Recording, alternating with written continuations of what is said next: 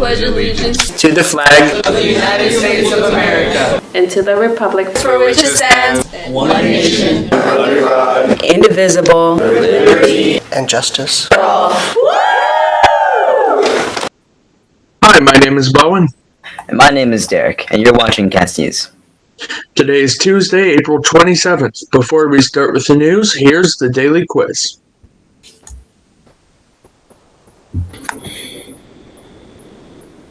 How far away can a blue whale's heartbeat be heard from? A, 1,000 feet away. B, 2 miles away. C, 3 miles away. Send us an email to whscastnews@gmail.com with your answer for the chance to win 20 Roar points. Do not forget to include your student ID number. Hey, all the Wildcats. This is the last week to finish your LPAC exam. For those who haven't finished, to check your email for information about testing in person this week. Remember, the LPAC test is the first step to reclassification.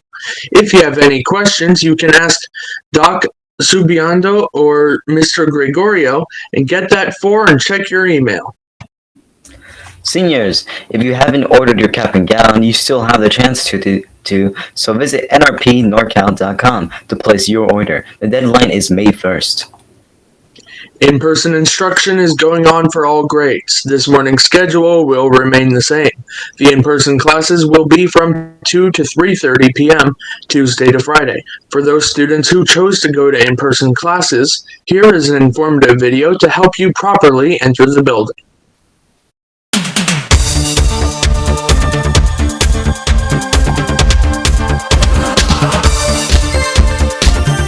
Hi, my name is Maya, and I'm going to show you how to properly walk into this building for in-person school. Make sure you always bring your mask and you always bring your credentials. First step, you always sanitize your hands. Do not rub back and forth. You have to rub all the way around your fingers and also in between. Second step, make sure you answer all these if you have any of these symptoms. They will ask, make sure you are completely honest and do not put any other people at risk.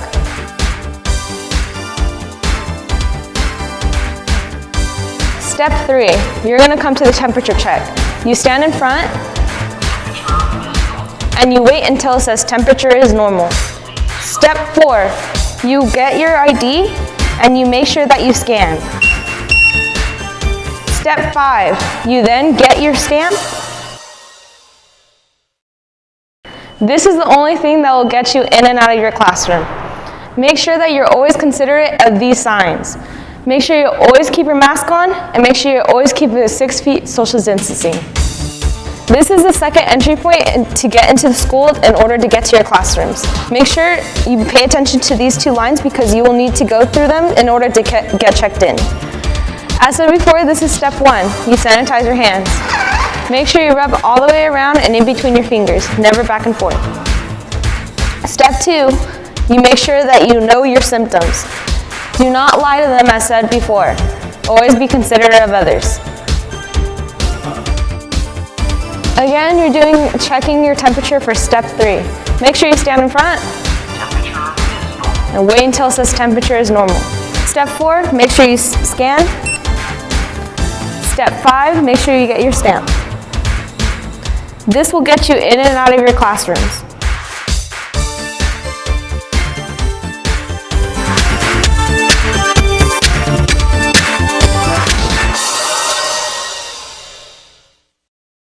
Also note that food and beverages will not be allowed except for water. ASB is looking for 2021 to 2022 leaders and officers. If you are interested, please fill out the form in your Google Classroom. ASB is also accepting link crew applications. Email Ms. Grants at Christina_grants@pvusd.net for more information. Mexican Americans Taking Action Club Manta is recruiting students. The invitation is for all students at Watsonville High. Manta Club organizes the talent show and other activities. It also grants scholarships. If you want to be part of this club, send an email to Mr. Pete Galvan at Pete_Galvan at pvsd.net or to Mr. Victor Nolasco at Victor_Nolasco at pvsd.net. Be part of the Mexican American Action. Remember to watch the daily messages from the administration team. Mondays at Dr. Fernandez.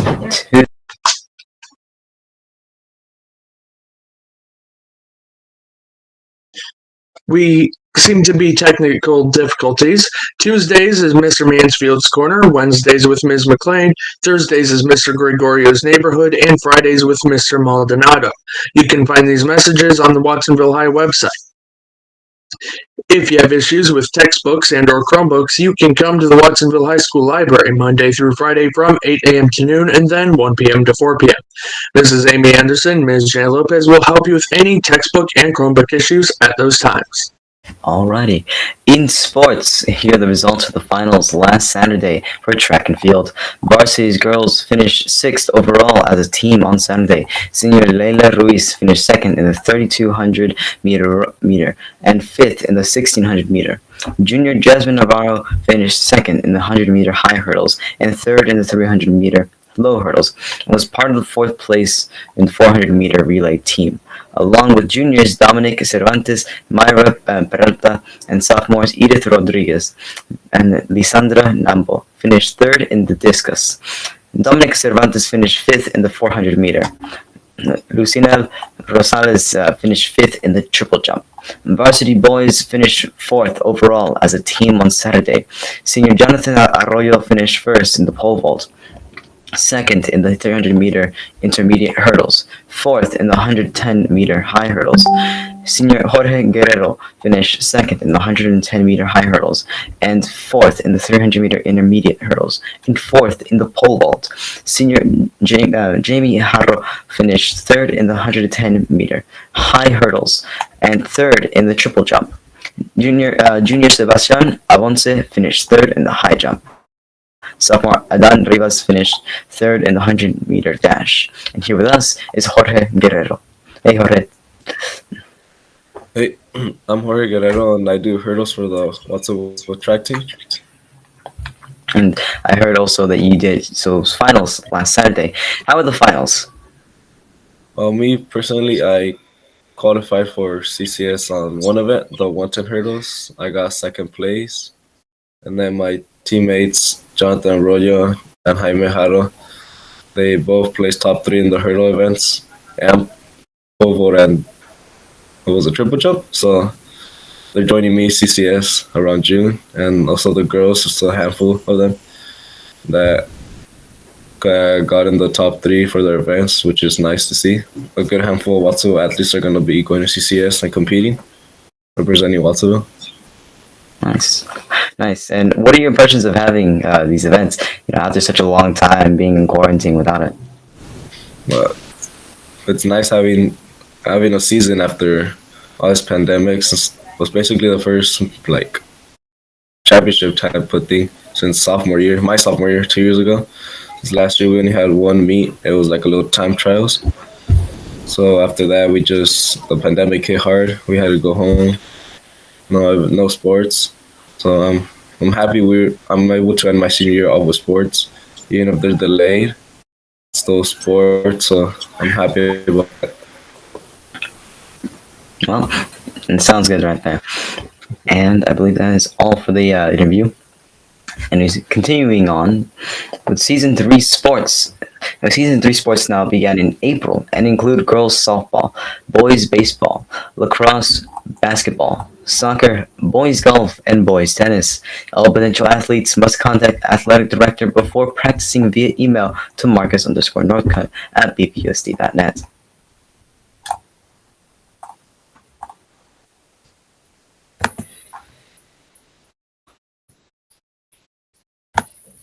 It's National Tell a Story Day. National Telestory Day on April 27th each year in the United States encourages people of all ages to share all kinds of stories, whether it's read from a book, one from your imagination, or an actual story from a childhood memory. The day supports gathering with friends and family to share those stories. Storytelling is an ancient practice used to hand down knowledge from one generation to the next. It's a wonderful way to pass on family traditions, histories, and long-told tales, and can be entertaining as well as educational. Some of the very best stories come from real-life experience. And now for the daily quiz. Answer B was correct, and if you were correct, you will receive 20 roar points. If you want to be part of the Katz News team, send us an email to whskatznews@gmail.com, and we will send you more information. And now, it's shout-out time. And shout-out to the girls' softball teams. And shout out to George. That's all the news for today, Katz. We'll see you tomorrow.